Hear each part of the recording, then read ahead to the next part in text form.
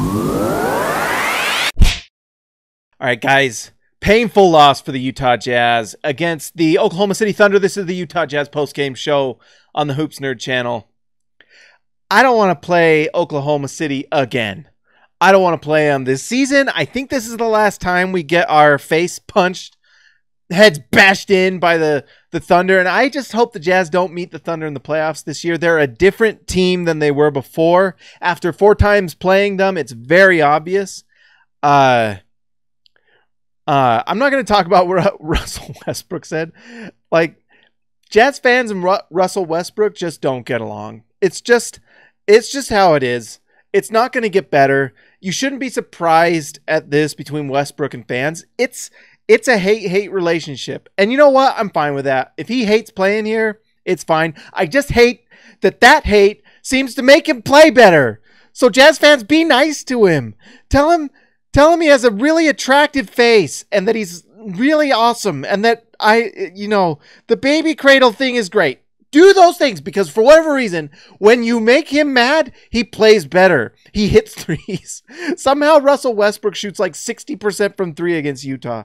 Tonight, let's see, what did he shoot? From 3, Russell Westbrook, 2 for 4. Last game, it was 60%. Tonight, it was 50%. Stop making him mad. Stop it. Stop it. I don't care. If he's going to beat up your wife, whatever. Be like, thank you, Russell. Perhaps that's a good idea. Stop making him mad. This was a tough loss for Utah because, let's see, Paul George, who MVP of this season, in my opinion, had a hurt shoulder and did not have the greatest game. And you could tell because he had 14 points on 2 for 8 shooting and 0 for 3 from 3. He has a hurt shoulder and the Jazz could not take advantage of that. For whatever reason, the Jazz offense has stagnated. And the big reason is that, and this is something I'm starting to notice and I'm going to start paying attention a lot too, but teams are scouting Joe Ingles and they are realizing that if they take Joe Ingles out of the game, the Jazz don't win. Tonight, Joe Ingles was 2 for 9, 1 for 7. He did have 8 assists though, which is actually surprising because it felt like he was taken out, but Joe Ingles couldn't hit a shot and the Jazz lose. This is not surprising, by the way. When Joe Ingles plays well, the Jazz win. When Joe Ingles does not play well, the Jazz lose because the Jazz don't have kind of that third stud on offense. They have some nice pieces that occasionally can do some nice things. Kyle Korver is, we all know what Kyle Korver is, that 3-point shooting. Jay Crowder can occasionally have a nice night shooting. Derek Favors and Rudy Gobert are both centers, and so they're not spreading the floor. Rudy creates gravity with his rolls to the rim, and Derek Favors a little bit, not to the extent of Rudy. But the Jazz just don't have that third stud. That third guy that can get buckets, that can keep guys honest, that gives room to Mitchell, and then can also score every night. Like the Jazz just don't really have another 20-point per game guy. The Thunder do. They have Paul George. They have Russell Westbrook. And they've surrounded them with hardcore long defenders. You've got Steven Adams at the rim. You've got Jeremy Grant on the wing, just a long defender that shoots like upper 30s in percentage from 3. He's become a really nice weapon for them. I don't know if he's a free agent this year, but they better be careful because he's a legit part of them playing well. One of the big differences from last year to this year is the fact that Jeremy Grant is playing starter minutes, hitting like 39% from 3 and playing incredible defense. Last year it was Carmelo, played no defense, and his shot like would brick off the window and crack the glass. That's what they had last year. This year, Jeremy Grant's kind of the difference.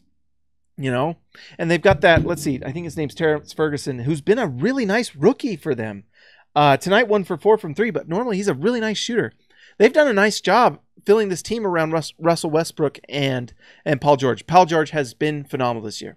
But yeah, Joe Ingles just did not have another tough night for Joe. And if Joe doesn't get us some points, the Jazz struggle to get points elsewhere. And part of that is the Oklahoma City defense that is very, very good. Very good. And that's part of why I was kind of nervous tonight for Dante to play, because that defense is incredible and they do the things that makes life tough for Dante. They're just passing lanes are just cut off. They're good at steals, long arms, things that just prohibit open lanes to the basket that Dante thrives off of, and the Thunder take that away. I thought Dante's defense was good tonight. His offense was not great, but his defense was there. He'll get better. I was actually pretty happy with what he did tonight. Rudy Gobert was Rudy Gobert, but, playing against Steven Adams is tough stuff. It just is. But Rudy Gobert, 15 points, 12 rebounds. Not bad. But you know what? There's a lot of things to be frustrated for if you're a Jazz fan, but the Jazz just kind of miss that third scoring threat. They just do. That's why they need another guy that can be a big-time scorer for them. That's why this offseason is huge for Utah. This season, the Jazz are going to win a lot of games if they play great defense. Tonight they did, but you saw the offense sputter, and they're just missing that guy. It's why last year when Ricky Rubio was playing well, they could take things to another certain level. They weren't an elite offensive team, but they could be good enough with that good defense to win. Now, Ricky Rubio's not playing well. He's not even playing.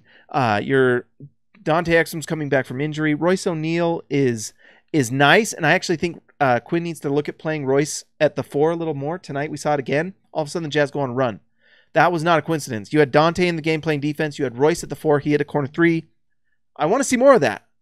Not a lot else, but 25 points from Donovan Mitchell against one of the best defenses in the league.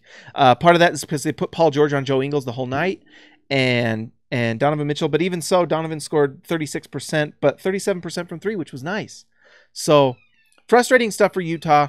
They'll get back on track, but they need to start figuring it out pretty soon because the playoffs are getting close, and they're now sitting in the 8th seed. Guys, like and subscribe to this video. I'll talk to you tomorrow.